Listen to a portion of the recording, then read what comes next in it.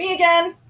Okay, so now we are going to talk about verifying the data. We need to make sure that the file is the way we anticipated it to be, that the data matches the destination file from the originating file. I think I said that backwards. So I think we want to make sure that the originating file and the destination file have the same data. So we're going to go back in and we're going to run a series of reports and we are going to compare them to the original file. So I would compare it to the reports I ran from the original file rather than going back into the original file. I think that's a cleaner way to do it, and because you have an absolute point in time. And then I would start to open those reports in QuickBooks, the new file, and you can download them if you want to an Excel file and literally run them side by side in the files that you ran from the originating file. However it is that you review data in a file, get on with it and make sure it's correct. I would compare the trial balance, of course, take a swing through the clients, customers, and vendors, make sure that they are all matching. Take a roll through the chart of accounts and the products and services to make sure that they are all correct. And then go on over into the overview tab and make sure that they look the same in both files.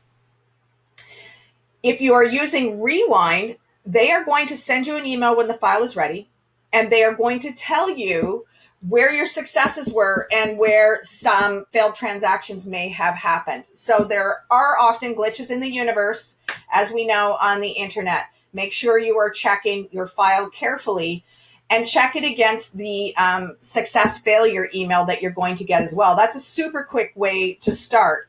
And you can go in and check those transactions and recreate them or change them as you need to. The email is very specific about what happened in the file.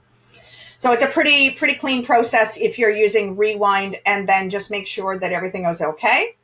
If you are not using Rewind, you are likely going to have to go into the banking tab. Well, you're not likely. You're going to have to go into the banking tab, and you are going to have to reconnect the bank accounts to bring the information in. Once that bank account is up and running, you're going to want to make sure that it's not bringing in duplicated transactions, because in a new file, it is going to bring in 3 months of transaction data, usually. Again, some glitches in the universe. But for the most part, it's going to bring in 3 months of transactions.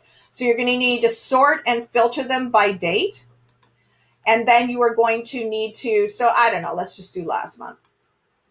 Or pick a date range, right? You're going to probably want to go back to today from that 3 months. You're going to want to apply them. Oh, forget about it. This is a demo file, so demo fail. Anyways, pick the transactions that are duplicates that are coming in from old or closed periods and exclude them.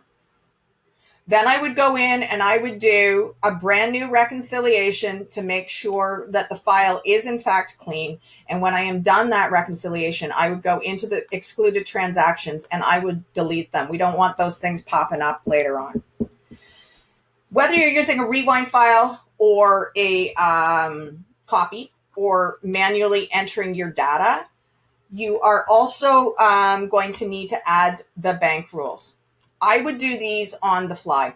So go on in and so this one, for example, I would just create a rule and make it super quick. And it's, oh, right, this is a transfer. I picked a bad one.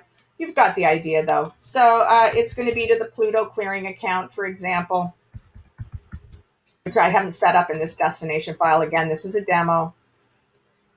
Just bear with me. And then I would create a rule from that transaction. For the first little while, I wouldn't auto-categorize anything because I want to make sure that those bank feeds are running smoothly. But generally, this is how long it takes to create a bank rule. So we're going to save that. And away we go. From there on in, if I had done it correctly, it would have kept that rule and automatically added them. Then you're basically all done.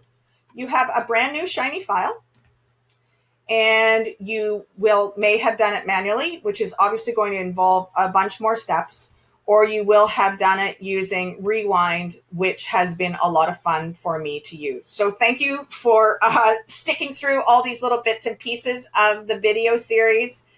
And hopefully you enjoy Rewind and QBO as much as I do. Thanks. Bye.